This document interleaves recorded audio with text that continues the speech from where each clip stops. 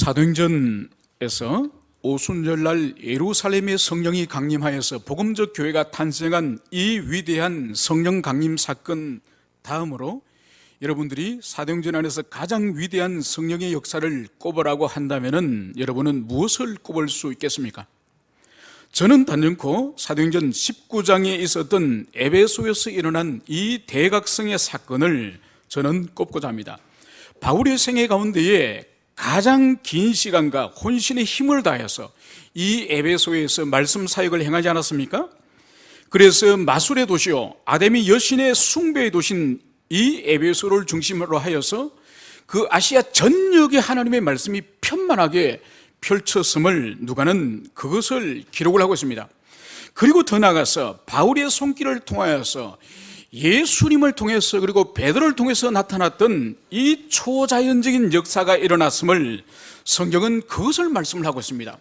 귀신이 떠나고 그리고 병자들이 치유되어지는 이 놀라운 역사가 이 에베소 도시 안에서 일어나는 것이죠.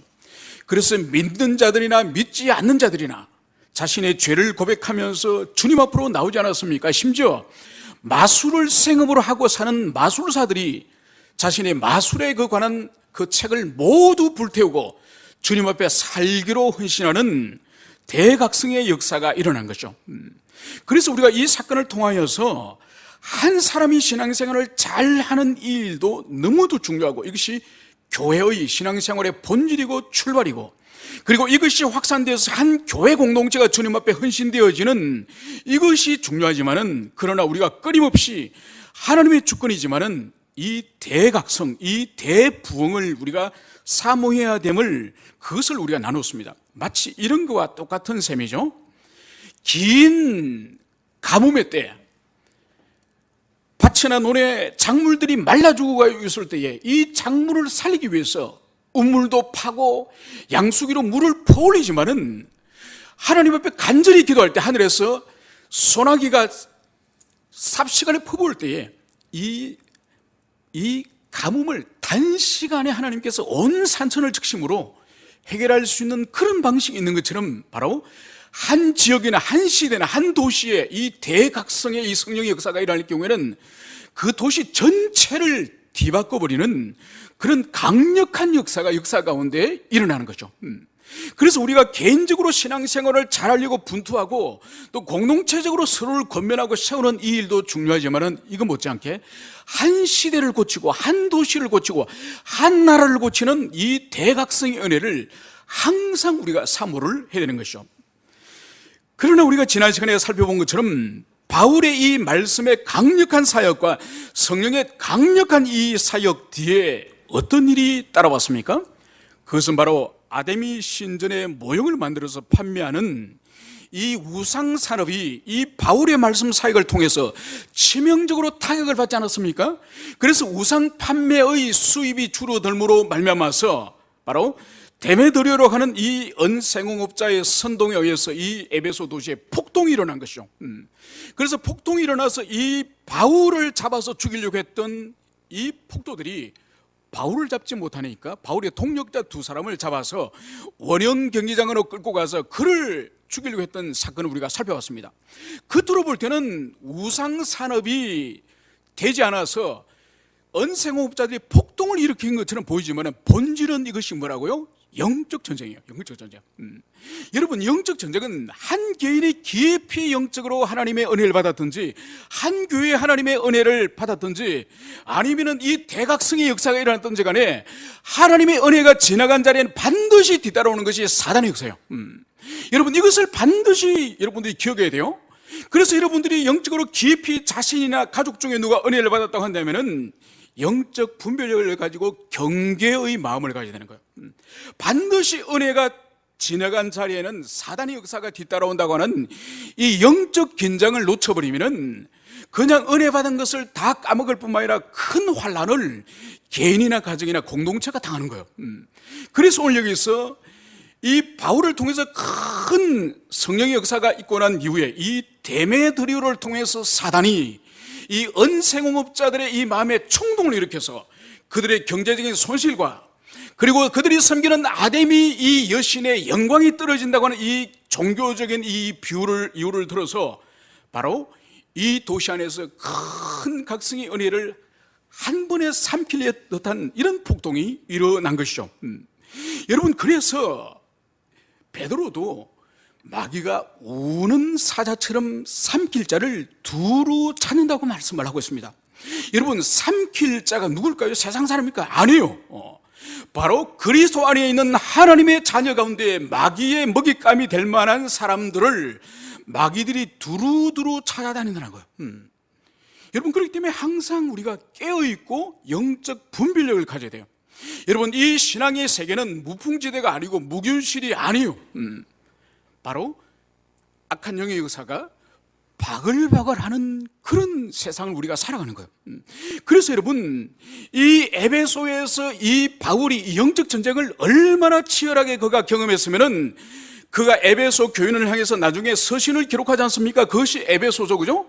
에베소서 6장 마지막 절에는 바울이 영적 전쟁에 대해서 가장 밝은 계시를 이 에베소서 6장에서 기록을 하고 있습니다. 그래서 그 영적 전쟁에 대해서 이 에베소 교인들이 그들이 과거에 경험했던 그 치열한 영적 전쟁을 다시 회상하면서 어떻게 영적 전쟁을 해야 될지 상세하게 계시를 하고 있는 것입니다. 이 위기 가운데서 하나님께서는 바로 교회를 구원하시는 방식이 뭔가요? 바로 이 에베소 도시에 서기장을 보내어서 이 서기장을 통해서 고린도에서 바울이 위기 가운데 있을 때에 바로 그 도시의 총독을 통해서 아볼로라는 총독을 통해서 바울을 살렸던 것처럼 바로 이 서기장을 통하여서 이 바울의 동력자를 구원하고 그리고 이 에베소 교회를 구원하는 그 사건을 우리가 살펴봤습니다. 그래서 주님은 자신의 그 절묘한 섭리의 손길로서 당신의 자녀들을 지키시고 보호하신다는까지 우리가 지난주에 살펴보았습니다. 오늘은 이제 그 사건이 끝난 이후의 일을 우리가 이제 살펴보고자 합니다. 그래서 20장 1절에 소요가 그침에 이렇게 시작을 하고 있는 것을 봅니다. 바로 지난 시간에 살펴봤던 데메도리를 통한 이 언장색들의 이 폭동, 이 소요가 이제 그친 이후에 이제 바울은 이 에베소 제자들을 불러서 이제는 그들에게 영적으로 권면하고 혹시 앞으로도 이 에베소에 일어날 수 있는 영적인 어려움에 대해서 어떻게 신앙으로 대처할지를 권면한 이후에 이제 이 바울은 이 에베소를 떠남을 오늘 성경은 여기서 말씀을 하고 있습니다. 그래서 작별하고 떠나 마게도냐로 가니라. 여러분, 이 부분을 마게도냐로 간다는 이 부분을 이해하기 위해서는 우리가 지난 시간에 살펴봤던 19장 21절을 우리가 이해를 할 필요가 있습니다. 여러분, 우리가 지난 시간에 바울이 마게도냐와 아가야를 거쳐서 예루살렘으로 가겠다. 여러분 기억하시죠? 그죠? 그리고 그 후에는 로마도 내가 보아야 하리라. 이것을 여러분 기억하시죠? 그때 여기에서 우리 한글 성경에서 번역되지 않은 부분이 뭐라고 말씀드렸습니까? 엔토 푸뉴마티, 성령 안에서 바울의 이 선교 여행을 작정하였다. 이것을 지난 시간에 말씀드렸죠. 그래서 성령 안에서 이 모든 계획이 이루어졌음을 그것을 말씀을 하고 있습니다. 그래서 이 19장 이 말씀을 이제 드디어 이제 20장 1절에서 실현하는 거예요. 그래서 이제 마게도냐를 가고 아가야를 거쳐서 이제 예루살렘으로 가려고 하는 이 계획을 드디어 20장 1절에서 드디어 실행함을 그것을 여기서 보여주고 있습니다. 여러분, 그러면 여기서 오늘 2절에서 보면은 이제 그 지방으로 다녀가며 여러 말로 제자들에게 권하고 헬라에 이르러, 그러면서 이제 이 바울의 여행의 과정을 이제 설명을 하고 있습니다. 그러니까 그 지방으로 다녀가며, 이 그 지방은 잠시 전에 말씀을 한 이제 이 마게도냐 지방을 말하는 거예요. 그러니까 마게도냐 지방은 이제 바울이 2차 선교 사역 때 이제 유럽으로 들어갔을 때에 빌립보라든지 데살로니가라든지 베레아 있는 그 도시를 마게도냐 지방이라고 그래요. 그래서 오늘 여기서 그 지방으로 이제 바울이 다녔다는 의미는 이제 배를 타고 이제 다시 유럽으로 들어가서 이제 빌립보 교회와 데살로니가 교회와 베레아 교회를 차례로 이제는 이제 순례하였음을, 그것을 여기서 보여주고 있습니다. 그래서 그 교회에서 이제 바울이 무엇을 하였느냐? 이제 여러 해 만에 이제 돌아가는 거예요. 자신이 개척한 그 교회를 몇 달 만에 가는 것이 아니라 이제 에베소를 중심으로 해서 벌써 약 3년 동안 사역하지 않았습니까? 최소한 3, 4년 만에 이제 그 자신이 개척한 교회를 다시 차례차례로 돌아가는 거예요. 그래서 그동안에 신앙에 대해서 확인을 하고 또 은혜로부터 미끄러진 영혼들을 다시 세우고 영적으로 권면하는 이 일을 이제 바울이 빌립보 교회, 데살로니가 교회, 그리고 베레아 교회를 차례차례로 순방하였음을, 그것을 여기서 보여주고 있습니다. 그러나 여러분, 이 일 외에 이 바울이 더 상세하게 구체적으로 다른 계획을 가지고 이 교회를 순방하였음을 우리가 볼 수 있습니다. 그것을 우리가 찾아보도록 하겠습니다. 바울이 이 교회에서 무엇을 했는지 로마서 15장, 자, 로마서 15장 25절에서 28절까지 네 구절의 말씀을 봅시다. 네 구절의 말씀을 보면은 이제 바울이 이 마게도냐와 이 아가야 지방을 다니면서 무엇을 했는지 정확히 더 상세하게 말씀을 하고 있습니다.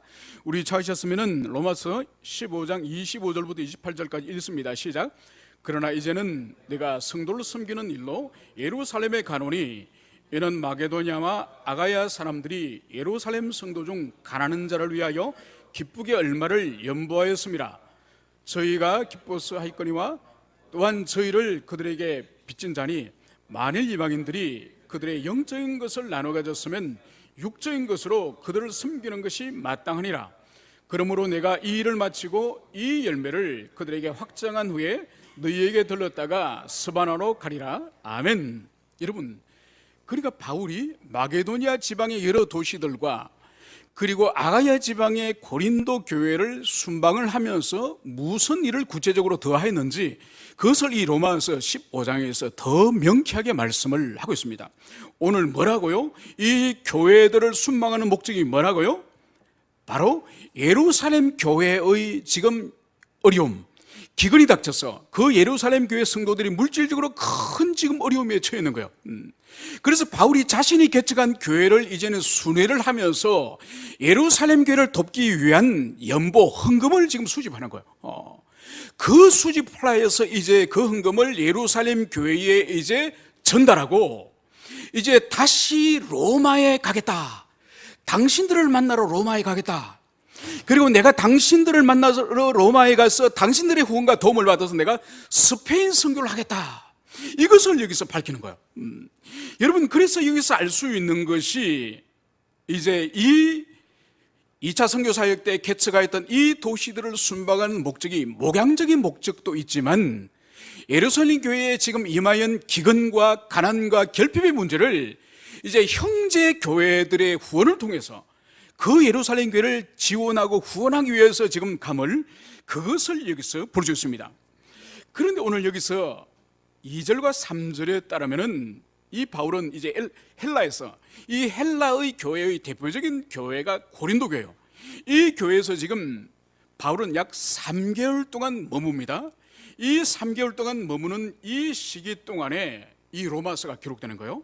이 고린도에서 3개월 있는 동안 이 로마서를 기록하는데, 그러면서 이 바울은 이제 자신이 3개월이 지난 후에 시리아 안디옥 파송교회로 이제 돌아갈 계획을 가지고 있습니다. 다시 안디옥 교회로 돌아가려고 하는데 오늘 3절에 따르면 바울은 유대인들이 자기를 해치려 한다는 그 공모가 있다는 사실을 알고 이제 이 고린도에 있는 이 갱그레아 이 항구에서 배를 타고 이제 안디옥으로 가는 것이 아니라 오늘 육로를 통해서 다시 마게도냐로 돌아서 왔던 길로 다시 거슬러 돌아가서 이제 가겠다고 하는 그 계획을 여기서 볼 수 있습니다. 여러분, 여기서 우리가 한 가지 이해할 것은 왜 그러면 이 고린도에서 바울이 배를 타고 바로 안디옥을 가면은 배 한 번만 타면 바로 갈 수 있을 텐데 왜 육로를 통해서 왜 가려고 하느냐? 그 이유를 우리가 이해할 필요가 있습니다. 바로 뭔가 하니까 2차 선교 사역 때 바울이 이 고린도에서 어떤 일을 당했습니까? 바로 새로 신임 총독 가요에게 이 유대인들이 바울을 잡아다가 이 바울에게 어떤 형벌을 내려달라고 재판을 걸지 않았습니까? 그때 가요가 어떤 판결을 내렸죠? 이거는 너희 민족의 종교 문제니 너희들이 판단하라. 그러면서 그 재판 자체를 기각시켜 버렸습니다. 그러면서 이 유대인들이 바울을 이제는 형벌을 받지 못함으로 말미암아서 바울에 대해서 원망을 가지고 바울을 해치려고 이 사람들은 벼르고 있는 것이죠. 여러분, 바울은 이미 로마 제국 전역에서 선교 사역을 했기 때문에 유대인들이 모인 곳에서는 바울에 대한 이 적개감이 아주 강했습니다. 우리가 이제 몇 주 후에 살펴보겠지만은 바울이 예루살렘에서 이제 사역을 마치고 체포되지 않습니까? 이 바울이 이제는 압송된다는 이 소식을 알고 바울이 이동하는 이 중간에 40명의 이 유대인들이 결사대를 만들어서 바울을 죽이려고 암살을 하려고 이 유대인들이 이 테러 집단을 만듭니다. 그래서 바울을 우리가 죽이지 않으면 우리가 먹지도 않겠다고 할 정도로 이 바울이 가는 곳마다 바울을 죽이려고 유대인들이 얼마나 맹렬한 분노감을 가지고 있는지 모릅니다. 그래서 이 바울이 이 고린도의 갱거레아 항구에서 배를 타고 가면 바로 가는데 오늘 마게도니아로 다시 거슬러서 육지로 다시 감을 오늘 그것을 여기서 말씀을 하고 있습니다. 그러면 여러분, 어떻게 그러면 이 바울이 자신을 해치려고 한다는 것을 이것을 알 수 있었을까요? 이것은 우리 이 성경에서 말하고 있지 않지만은 성경 사본 가운데 배자 사본이라는 아주 중요한 사본이 있습니다. 그 사본에서는 어떻게 기록을 하고 있는 거니까 성령이 그에게 알게 하였다, 이는 말씀이 들어있습니다. 그리고 다른 사본이 있지는 않는데 성령께서 바울에게 이 유대인들이 자신을 해치려고 하는 것을 성령께서 알게 하였다, 이 말씀이 있는 거예요. 그러니까 아마 우리가 추론해 볼 수 있는 것이 바로 뭔가 하니까 이 바울이 이제 이 고린도에서 안디옥으로 돌아가려고 하나님께 기도하였을 때에 성령 하나님께서 이 바울에게 배를 타지 말라. 왜냐하면은 이제 유대인 명절이 다가오기 때문에 유럽에 있던 수많은 유대인들이 이제 순례자의 이 배를 타고 이제 예루살렘으로 가거든요. 그때 배 안에 있는 이 바울을 바다 속에서 죽이려고 하는 거예요. 그걸 성령님께서 알게 한 거예요. 그래서 배를 타지 말라. 그래서 바울은 다른 사람들은 배를 태워서 보내지만은 자신은 걸어서 육지를 통해서 마게도니아를 통해서 다시 돌아옴을, 그것을 여기서 말씀하고 있음을 볼 수 있습니다. 이제 4절과 5절에 따르면 이제 이 누가는 바울이 이제 예루살렘으로 향하는 이 길에 바울과 동행한 사람들을 쭉 이름을 나열하고 있습니다. 여러분, 이것을 우리가 살펴볼 필요가 있습니다. 오늘 4절에서는 아시아까지 함께 가는 자는 베레아 사람 브로의 아들 소바드와 데살로니가 사람 아리스도가와 세군도와 드베 사람 가요와 및 디모데와 아시아 사람 두기고와 드로비모라. 여러분, 여기서 오늘 누가가 기록하고 있는 것은 어느 지역의 누구누구, 여러분, 그래서 지역과 사람 이름을 구체적으로 이어서 기록을 하고 있는 거예요. 여러분, 이것이 무슨 의미일까요? 누가가 아무 이유 없이 이렇게 구체적으로 지명과 사람의 이름을 기록했을까요? 아닙니다. 여러분, 여기서 먼저 우리가 볼 수 있는 것은 이 지역의 이 지명은 무엇이냐? 바울이 1차 선교, 2차 선교 사역에서 이제 교회를 설립하고 개척한 그 도시들의 이름이에요. 그러면 여기서 이 사람들은 바울이 개척하고 설립한 지역의 교회를 대표하는 사람들임을 알 수 있는 거예요. 그러니까 여기서 7명의 사람이에요. 7명의 이 사람은 바울이 설립하였고 바울이 개척해서 교회를 세웠지만은 그 지역에 바로 오늘날로 치면은 담임 목회자, 그 사람들과 지금 오늘 바울이 동행하고 있음을 보여줍니다. 잠시 전에 말씀드렸던 것처럼 이 사람들의 사명이 그럼 뭘까요? 바로 자기 교회에서 예루살렘 교회를 후원하고 지원하기 위해서 이제 헌금을 수집했지 않습니까? 그죠? 그 수집한 헌금을 이 사람들이 대표자가 돼서 대표자가 돼서 직접 예루살렘 교회에 전달하기 위해서 지금 바울과 동행함을, 그것을 여기서 볼 수 있습니다. 여러분, 우리가 잠시 전에 읽었던 것처럼 이 로마서 15장에서 이 부분을 아주 명쾌하게 이 부분을 잘 설명을 하고 있는 것이죠. 여러분, 이 15장 27절에서 오늘 이렇게 말씀을 하고 있습니다. 저희가 기뻐하였거니와 또한 저희는 그들에게 빚진 자니 만일 이방인들이 그들의 영적인 것을 나눠 가졌으면 육적인 것으로 그들을 섬기는 것이 마땅하니라.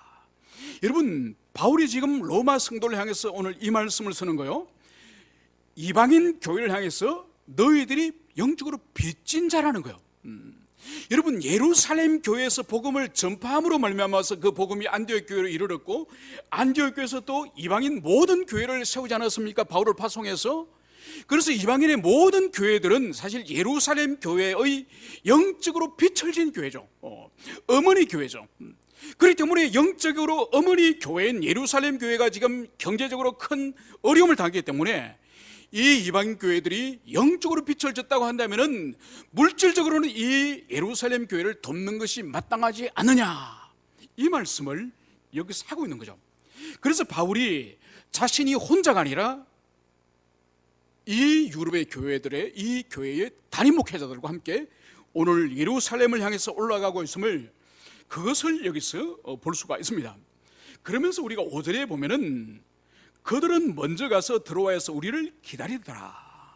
그러니까 이 7명의 사람들은 바울보다 먼저 이제 배를 타고 이제 드로아에서 이제 우리를 기다리더라, 이렇게 기록을 하고 있는 거예요. 여러분, 그런데 우리가 여기서 이 본문의 말씀을 잘 우리가 살펴볼 것은, 이 누가가 지금까지 계속적으로 주어를 그들은 어떻게 하였다, 그들은 어떻게 하였다, 그들이라고 계속 기록을 하다가 오늘 여기서 갑자기 그들은 우리를 기다리라, 우리라고 하는 표현이 여기서 등장을 합니다. 여러분, 이 의미가 뭘까요? 여러분, 사도행전 안에서 이 우리라는 표현이 최초로 등장하는 것이 바로 16장 11절이에요. 그러니까 이 바울이 2차 선교 사역에서 이제 이 바울이 드로아에서 배를 타고 유럽으로 들어갈 때에 최초로 우리라는 단어를 사용해요. 거기서 볼 수 있는 것이 바로 뭔가 하니까, 이 사도행전의 이 저자, 이 기수라는 이 누가가 바울의 2차 선교 사역 드로아에서부터 참여하였음을 알 수 있는 거예요. 그러면 15장 이전에까지는 이 누가가 이 바울의 사역에 참여하지 않았습니다. 그것은 간접적으로 듣고 다른 사람의 정인에 의해서 그것을 기술한 거예요. 기술을 했지만 이 16장 11절부터는 이 누가가 직접 바울과 함께 다니면서 보고 듣고 사역에 참여하기 때문에 우리는 이렇게 기술을 한 거죠. 그렇게 기술을 하다가 16장 이 마지막에 가서 이 빌립보에서 이 바울이 도망을 치지 않습니까? 그죠? 도망을 쳐서 야반도주 하다시피 데살로니가 교회로 달려가는 거죠. 그죠? 그때에 이 17장을 들어서면서 다시 그들은 우리가 사라져버립니다.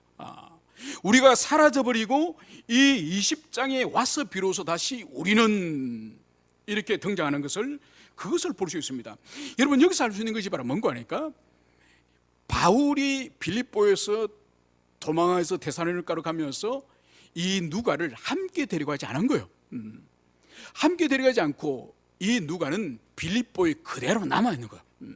남아서 빌립보 교회를 목양하는 이 일을 바울을 대신하여서 이 누가가 하였음을 볼 수 있는 거예요. 그러다가 오늘 바울이 이제 마게도니아로 다시 걸어서 이제 육로로 이동하지 않습니까? 이동하면서 빌립보 교회에 도착했을 때에 이 누가가 이제 바울과 함께 이제 드로아로 배를 타고 오는 거예요. 그것을 여기서 볼 수 있는 거죠. 그래서 드디어 이제 이 누가가 다시 바울과 합류하여서 이제 사역을 동력함을, 그것을 우리가 알 수가 있습니다. 오늘 6절에 따르면은 이제 우리는 무교절 후에 빌립보에서 배로 떠나. 오늘 이 바울과 이 누가는 무교절이 지난 이후에 이제 빌립보에서 배를 타고 이제 드로아에 왔음을, 오늘 성경은 그것을 말씀을 하고 있습니다. 그런데 여러분, 여기서 우리가 주의하여서 이 본문을 볼 필요가 있습니다. 여러분, 무교절의 의미가 뭔가요? 이 무교절이라고 하는 것은 원래 말 그대로는 빵을 부드럽게 하기 위해서 거기에 효모를, 발효 효모를 넣지 않습니까? 그런데 효모를 넣지 않은 딱딱한 빵을 먹는 절기를 말하는 거예요. 이것이 바로 언젠가요? 바로 유월절 다음 날부터 한 주 동안 이 딱딱한 빵을 이스라엘 백성들이 먹는 것이죠. 그러면 여기서 바울이 이제 무교절이 지난 후에 이제 빌립보에서 떠났다고 한다는 것은, 이것은 바로 유월절을 빌립보에서 보내었음을, 그것을 보여주는 거예요. 여러분, 그럼 우리가 이해가 되어지지 않는 부분이 있습니다. 왜냐하면 유월절은 유대교 안에서 유대인들이 지키는 거예요. 이제 그리스도 예수 안에 있는 자들에게서는 유대인들의 이 명절 절기를 지키지 않습니다. 그런데 오늘 이 빌립보에서 이 바울이 이 유월절과 무교절을 지켰다고 한다면은 바울과 이 누가가 다시 유대교로 돌아갔다는 이야기냐? 그것이 아니에요. 그런 의미가 아니라 바로 이 누가나 이 바울은 이미 그리스도 예수 안에서 율법이나 할례를 행하면 이미 자유한 사람이에요. 자유하였지만은 이 빌립보 교회와 함께 이 바울이 여기서 무엇을 했을 것 같습니까? 유월절에 있어서 가장 중요한 것이 바로 뭐죠? 어린 양을 잡아서 어린 양을 먹는 일이에요. 여러분, 그래서 그것은 구약에 있어서 장차 오실 어린 양으로 오실 그리스도 예수의 대속적 죽음을 구약적으로 예표하는 사건이지 않습니까? 그죠? 그것을 오늘 바울은 빌립보 교인들에게 그 복음을 나누는 거예요. 그래서 어린 양으로 오신 그리스도 예수, 그분을 기억하면서, 그리고 예수 그리스도께서 유월절에 어린 양으로 오셨지만은 그분이 유월절에 그 만찬을 어떻게 바꾸셨습니까?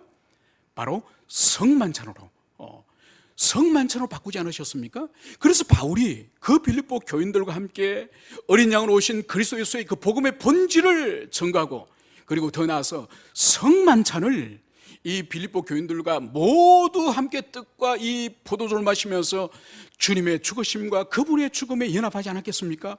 부활에 연합하지 않았겠습니까? 그것을 하였음을 우리가 추론해 볼 수 있는 것을 알 수 있습니다. 그리고 오늘 6, 7절에 따르면은 그 주간의 첫날에 우리가 떡을 때려 하여 모였더니, 오늘 우리 성경에서는 그 주간의 첫날에 이렇게 번역을 하고 있습니다. 이것은 바로 뭔가 하니까 바울 일행이 이제 드로아에 도착해서 일주일간을 여기서 머물렀는데, 일주일 동안 머물렀는데 이제 그 주간의 첫날, 이제 한 주간이 다 지나고 이제 그 다음 주의 첫날이 되었음을, 오늘 그것을 여기서 말씀을 하고 있습니다. 여러분, 우리 성경은 차라리 지금 버전보다는 이전의 번역인 개역 번역에서 보면은 그 주간의 첫날을 이전 번역은 이렇게 번역을 하고 있습니다. 안식 후 첫날에. 여러분, 이것이 훨씬 우리가 이해하기에 더 바른 번역이죠. 여러분, 그래서 여기서 우리가 잠시 이해할 필요가 있는 것이 바로 뭔가 하니까, 구약에 있어서 안식일은 하나님의 6일 창조를 끝내고 7째 날이 안식일이지 않습니까? 그렇다고 한다면은 안식 후 첫날이라고 하는 것은 뭔가요? 7일 다음 날, 그죠? 7일 다음 날. 그래서 우리 지금 성경에서는 그 주간의 첫날이라고 이렇게 번역하고 있는 거죠. 그래서 그 주간의 첫날이나 안식 후 첫날이나 같은 의미임을, 그것을 우리가 이해할 필요가 있습니다. 오늘 이 무리들이, 바울과 그 일행들이 오늘 떡을 때리고 모였다, 이것을 말씀을 하고 있는 거예요. 여러분, 떡을 때리고 모였다는 이 의미가 뭘까요? 단지 모여서 같이 밥을 먹는다는 의미일까요? 아닙니다. 초대교회 때는 모일 때마다, 예배할 때마다 항상 성찬을 기렸습니다. 오늘날과 다르죠, 그죠? 오늘날은 분기마다 하거나 1년에 뭐 서너 번 하거나 그렇게 하지만은, 이 초대교회 때는 모일 때마다 떡을 떼는, 이 떡을 떼다는 의미는 성만찬을 의미하는 거예요. 그래서 오늘 이 모임은, 이 안식 후 첫날인 이 모임은 바로 오늘날로 치면은 주일 예배를 위해서 모였다, 그렇게 여러분들이 이해하시면 될 것 같습니다. 그렇다고 한다면은 오늘 7절과 8절에서 보면은 오늘 바울이 다음 날에 이제 드로아를 이제는 떠나게 됨을, 한 주간을 머물렀던 드로아를 이제는 떠나게 됨을, 그것을 오늘 여기서 말씀을 하고 있는 거지요. 그래서 이 드로아를 다시는 이 바울이 올 수 없고, 다시는 이 드로아를 이제 다시는 영혼들을 볼 수 없기 때문에 이 주일날 이 바울의 예배 가운데의 말씀이 점점 길어짐을, 그것을 여기서 오늘 기록을 하고 있습니다. 오늘 이 말씀이 길어져서 밤중까지 계속되었다. 그리고 성도들이 모인 이 윗다락에 드디어 어두워서 많은 등불을 켰다. 여러분, 낮부터 시작해서 등불을 켤 정도면은 한 몇 시간 정도 설교했을 것 같습니까? 그죠? 상당히 길게 했습니다. 그죠? 한 12시부터 했다 하더라도 벌써 보통 여기 이 드로아 지방에는 아침에 일출 시간이 한 5시 정도라고 합니다. 이 당시에 6월절 이 시기에.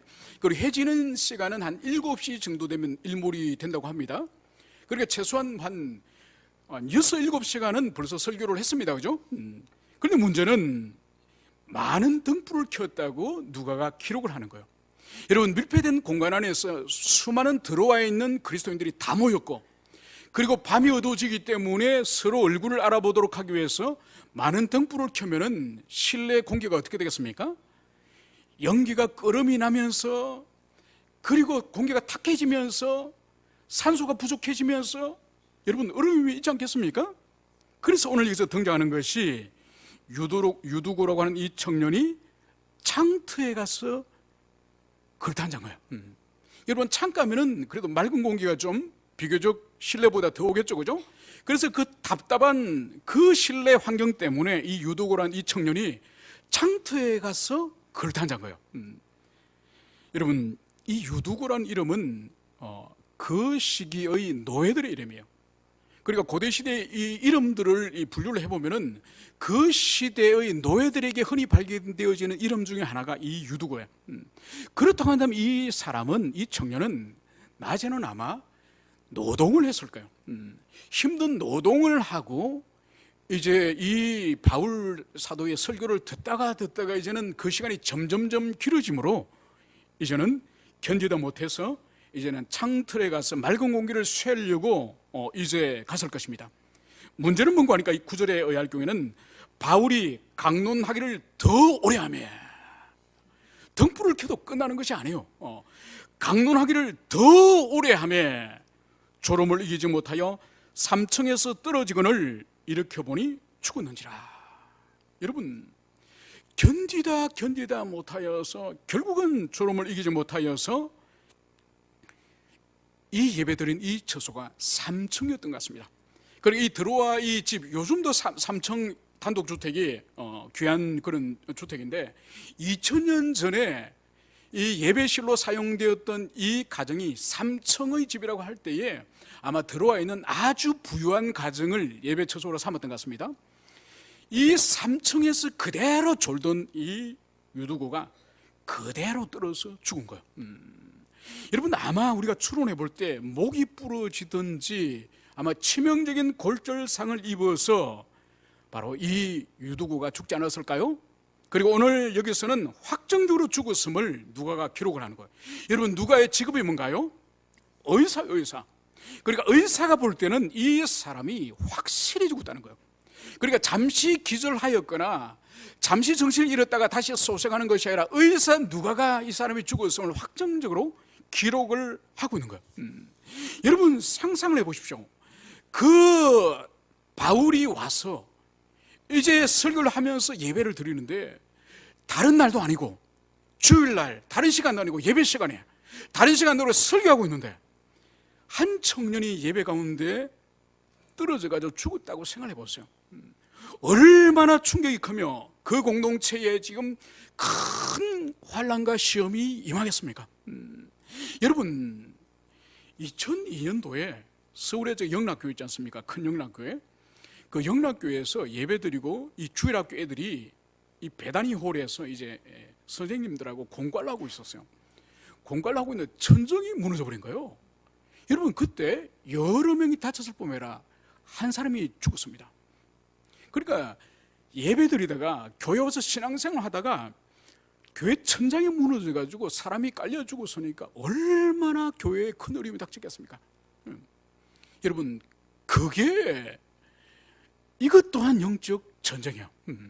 여러분, 그러니까 우리가 오늘 여기서 다루지 않았습니다만 바울이 이 드로아로 들어올 때, 빌립보에서 이제는 배를 타고 드로아로 들어올 때 여러분, 누가는 5일이 걸렸다고 성경이 말씀하고 있습니다.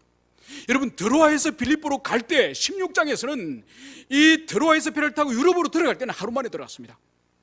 하루 만에 들어갔는데 이 유럽에서 이 드로아로 배를 타고 나올 때는 5일이 걸렸다고 누가가 구체적으로 쓰는 거예요.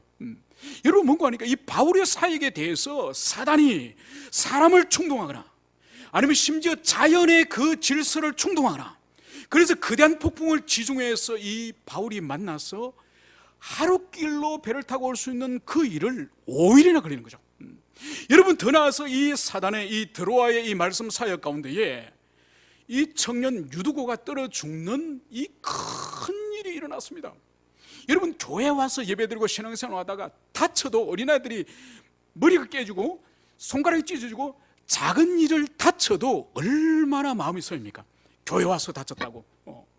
여러분, 그런데 이 유두고라는 이 청년이 떨어져서 그 자리에서 적살을 한 거예요. 적살을.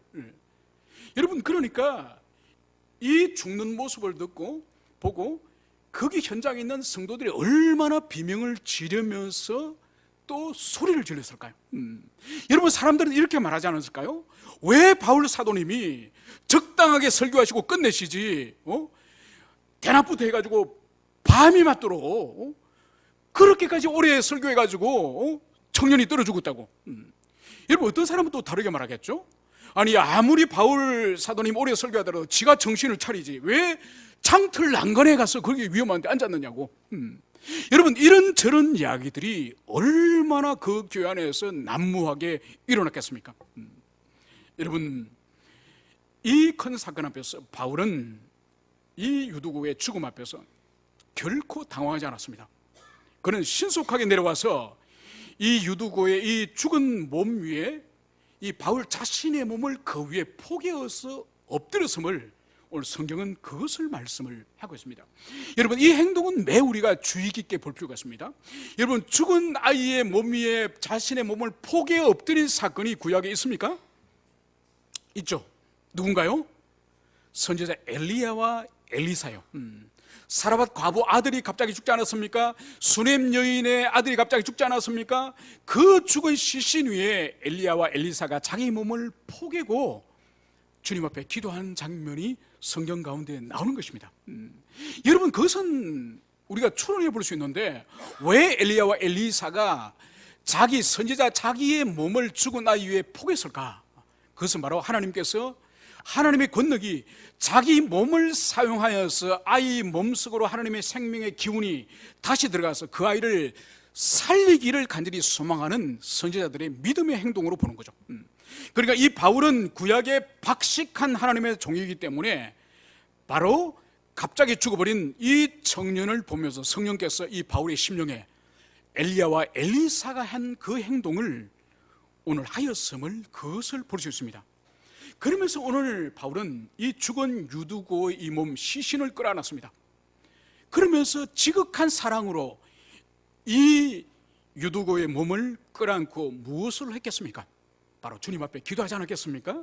그래서 유두고의 부모가 누군지, 이 유두고의 주인이 누군지, 유두고가 어떤 노동을 하는 노인지 그것은 알 수 없지만은 이제 종과 자유인, 종과 로마 시민의 문제가 아니라 그리스도 안에 있는 한 지체임을 깊이 그 사랑의 마음을 가지고 이 어린 청년 이 유두고를 위해서 기도하지 않았겠습니까? 그러면서 이 바울은 주변에서 쳐다보고 있는 회중들 향해서 떠들지 말라, 그에게 생명이 있다, 이 말씀을 하는 거예요. 여러분, 이 바울의 이 말씀을 보세요. 떠들지 말라. 여기서 우리가 알 수 있는 것이 뭔가요? 주변에 있는 사람들이 이런 말 저런 말을 얼마나 많이 하고 있는지, 바울이 기도한다고 죽은 아이가 과연 살아날까? 이런 의심스러운 이야기를 그 사람들이 하지 않았겠습니까? 그러면서 이들에게 침묵을 말하는 거죠. 왜냐하면 이 '생명이 있다' 이것을 지금 바울이 선언하는 거예요. 그러면서 이 유두고가 드디어 살아나는 그것을 볼 수 있습니다. 여러분, 죽은 자를 살리신 이 사건은 일찍이 우리 주님이 하셨습니다. 우리 주님께서 일찍이 나인성 과부의 아들을 살리셨고, 또 회당장 야이로의 죽은 딸을 손을 붙잡고 소녀야 일어나라 그렇게 외치니 살아나지 않았습니까? 여러분, 베드로도 죽은 여인을 살리지 않았습니까? 도로가를, 그 시신을 씻어서 다락위에 올려놓은 그 여인을 도로가야 일어나라, 다윗아 일어나라. 그럴 때 죽은 시신이 일어나지 않았습니까? 오늘 이 드로아에서 죽은 사람을 살린 이 동일한 사건을 오늘 사도 바울을 통해서 일을 행하는 거죠. 여러분, 이것이 어떤 의미일까요? 1차적으로는 물론 이 죽은 이 청년을 살린다는 의미가 있지만, 이것은 바울의 사도성, 그가 베드로와 동일한 영적인 권위를 가지고 있는 예수 그리스도의 사도로 가는 그 명확한 증거를 여기서 보여주는 거예요. 여러분, 이 드로아는 사실 이 바울이 선교한 전도한 지역이 아니에요. 이 드로아에서 그냥 배를 타고 유럽으로 바로 들어갔지, 여기서 이 바울이 일주일을 있는 것을 볼 때에 여기 와서 유럽으로 들어갈 때는 복음을 전하지 못했지만은 유럽에서 나올 때 일주일 동안 여기서 복음을 전가한 것을 볼 수 있는 거예요. 그러니까 이 드로아고는 아마 에베소에서 바울이 열심히 사역할 때에 에베소 교회 사역의 확장에 의해서 이 드로아의 교회가 세워진 것 같아요. 여러분, 그래서 이 교회에 큰 위기, 교회가 큰 시험에 들어서 교회가 깨어질 위기, 이 청년 유두고의 죽음 앞에서 더 이상 떠들지 마라, 그리고 그에게 생명이 있다, 이 말씀을 오늘 바울이 선포하고 있음을 볼 수 있습니다.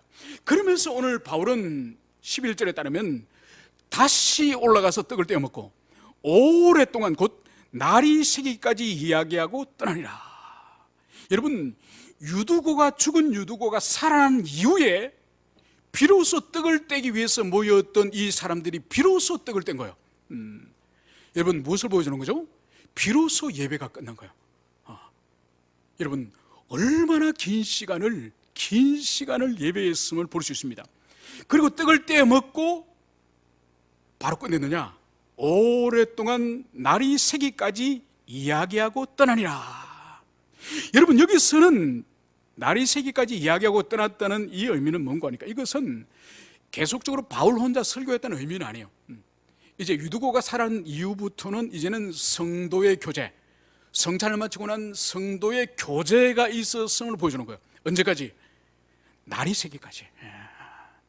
그러니까 여러분, 하룻밤을 완전히 이 사건을 경험하고 죽은 청년이 살아나고 하룻밤을 완전히 이제 새면서 큰 교회 위기를 경험하였던 이들이 하나님의 이 소생의 역사, 이 소생의 역사를 경험하면서 이들이 성찬을 이제는 마지막으로 행하고, 그리고 성도의 교제를 끝나고 이제 이 바울이 드디어 예루살렘을 향해서 떠났음을, 그것을 여기서 보여주고 있습니다.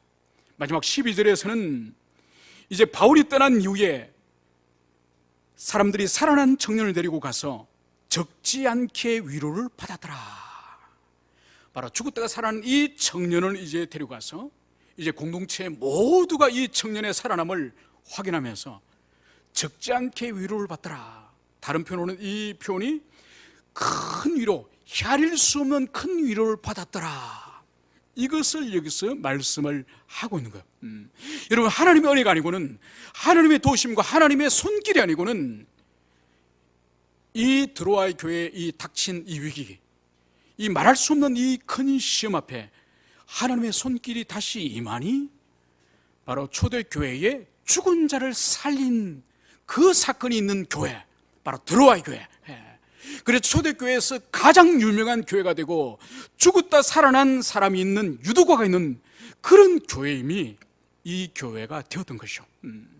여러분, 그러므로 말미암아서 우리 그리스도 안에 있는 자들에게서는 세상 사람들이 볼 때는 소망이 없고 절망스럽고 우리에게는 아무런 빛이 없는 어둠 속에 있다 할지라도 하나님의 손길이 그 위를 지나가면은 그 절망과 그 위기가 오히려 이 세상 가운데 하나님의 살아계심과 하나님의 능력과 하나님의 도우심을 드러내는 더 탁월한 삶을 살아갈 수 있음을, 그것을 볼 수 있습니다.